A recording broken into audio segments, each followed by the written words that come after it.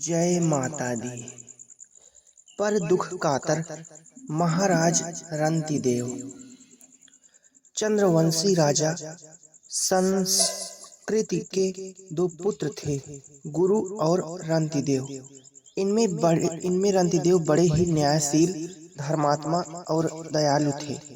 दूसरों की दरिद्रता देखना उनसे सहा नहीं जाता था। अपनी सारी संपत्ति उन्होंने दीन दुखियों को बांट दी थी और स्वयं बड़ी कठिनता से निर्वाह करते थे। ऐसी दशा में भी उन्हें जो कुछ मिल जाता था उसे दूसरों को दे देते थे और स्वयं भूखे ही रह जाते थे। एक बार रंतिदेव तथा उनके पूरे परिवार को 48 दिनों तक भोजन की तो कौन कहे, पीने को जल भी नहीं मिला। देश में घोर अकाल पड़ जाने से जल मिलना ही दुर्लभ हो गया था। भूख प्यास से राजा तथा उनका परिवार सब के सब मरणासन्न हो गए। 49वें दिन कहीं से उनको घी, खीर, हलवा और जल मिला।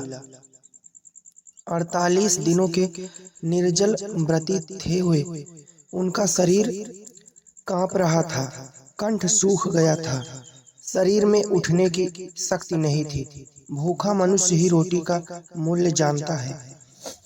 रंतिदेव ऐसी दशा में भोजन करने जा ही रहे थे कि एक ब्राह्मण अतिथि आ गए। करोड़ों रुपयों में से 10-5 लाख का दान कर देना सरल है।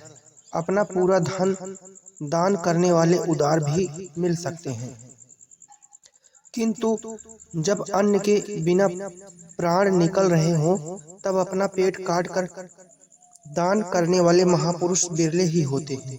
रंतिदेव ने बड़ी श्रद्धा से उन विप्र को उसी अन्न में से भोजन कराया।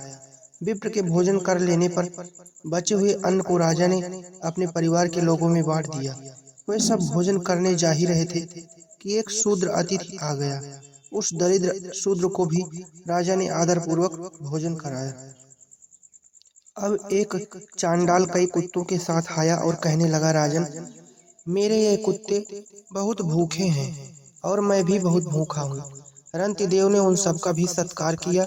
सभी प्राणियों में श्री हरि को देखने वाले उन महापुरुष ने बचा हुआ सारा अन्न कुत्तों और चांडाल के लिए दे दिया। अब केवल इतना जल बचा था जो एक मनुष्य की प्यास बुझा सके। राजा उससे अपना सूखा कंठ गीला करना ही चाहते थे कि एक और चांडाल आकर दीन स्वर से कहने लगा, महाराज, मैं बहुत थका हूँ, मुझ अपवित्र नीच को पीने के लिए थोड़ा पानी दीजिए। चांडाल थका था और बहुत प्यासा था। उसकी वाणी बड़े परिश्रम से निकलती जान पड़ती थी। उसकी दशा देखकर राजा को बड़ी दया आई। उन्होंने भगवान से प्रार्थना की, प्रभो, मैं पाणिमादिक अष्ट सिद्धियां या मुक्ति नहीं चाहता। मैं तो यही चाहता हूँ कि सब प्राणियों के अंतःकरण में रहकर मैं ही उनके सब दुख भोगूं, जिससे वे लोग दुख से छूट जाएं। इस मनुष्य के प्राण जल के बिना निकल रहे हैं। यह प्राण रक्षा के लिए मुझसे जल मांग रहा है। इसे यह जल देने से मेरी भूख, प्यास, थकावट, चक्कर, दीनता, क्लांति, शोक, विषाद और मोहादि सब मिट जाएंगे। इतना कहकर स्वयं प्यास के मारे मरणासन्न हो रहने पर भी परम दयालु राजा रंतिदेव ने वह जल आदर एवं प्रसन्नता के साथ चांडाल को पिला दिया। भक्तों की कामना पूर्ण करने वाले त्रिभुवन के स्वामी ब्रह्मा, विष्णु और महेश ही रंतिदेव की परीक्षा के लिए इन रूपों में आए थे। राजा का धैर्य देखकर वे प्रकट हो गए। राजा ने उनको प्रणाम किया, उनका पूजन किया।